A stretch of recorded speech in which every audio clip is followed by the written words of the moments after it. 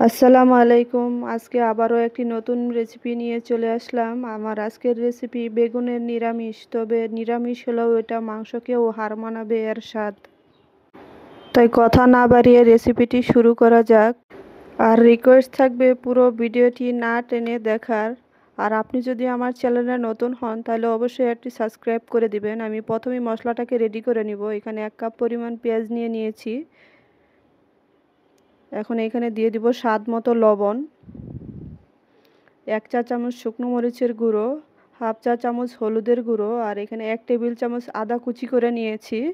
আর এখানে দিয়েছি মুরগির মাংসের মশলা। এটা অবশ্যই দিতে হবে, তা না হলে এর স্বাদ পাওয়া যাবে না। এখন আমি এটাকে ব্লেন্ড করে নিব কিছুটা পানি দিয়ে।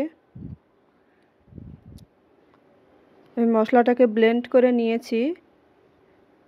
এখন আমি বাকি রান্নাতে চলে যাব। এখানে আমি 1 কেজি পরিমাণ বেগুন কেটে নিয়েছি পাতলা পাতলা করে। ঠিক এভাবে পাতলা করে নিতে হবে। এখন আমি এটাকে ভেজে নেব। কড়াইয়ে বেশ কিছুটা তেল গরম করে নিয়েছি। এখন এখানে আমি দিয়ে দিব বেগুন, দিয়ে এটাকে ভেজে নিব।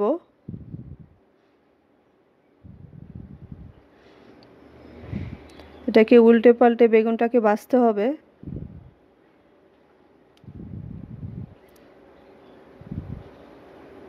এপিট ওপিট করে ভেজে নিব বেগুনটাকে। বেগুনটা হালকা লাল হবে, পুড়া যাবে না। পুড়লে বেগুনটা ভালো লাগবে না খেতে। ঠিক এইরকম যখন হয়ে আসবে তখন আমি বেগুনটাকে নামিয়ে নিব, নিয়ে বাকি বেগুনটাকেও ভেজে নেব। এভাবে সবগুলো বেগুন ভেজে নিয়ে আমার সবগুলো বেগুন ভাজা শেষ। এখন আমি রান্নাটা রেডি করব। আমি ওই একই তেলে মশলাটাকে ছেড়ে দিয়েছি।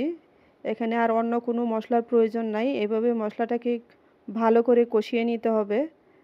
ভালো করে মানে একদম পুড়া যাবে না। মশলার অতিরিক্ত পানিটা যখন শুকিয়ে যাবে আমি আবার সামান্য পরিমাণে পানি দিয়ে মশলাটাকে আবারও কিছুক্ষণ কষিয়ে নিব। নিয়ে এর উপরে বেগুনগুলি দিয়ে দিব। দিয়ে এটাকে ভালো করে নেড়ে চেড়ে নিব। বেশি ভাজতে হবে না, 2-3 মিনিট এভাবে একটু নেড়ে চেড়ে নিলেই রান্নাটা শেষ হয়ে যাবে। আমার রান্নাটা কেমন হলো অবশ্যই কমেন্টে জানাবেন। ভালো লাগলে লাইক কমেন্ট শেয়ার করবেন।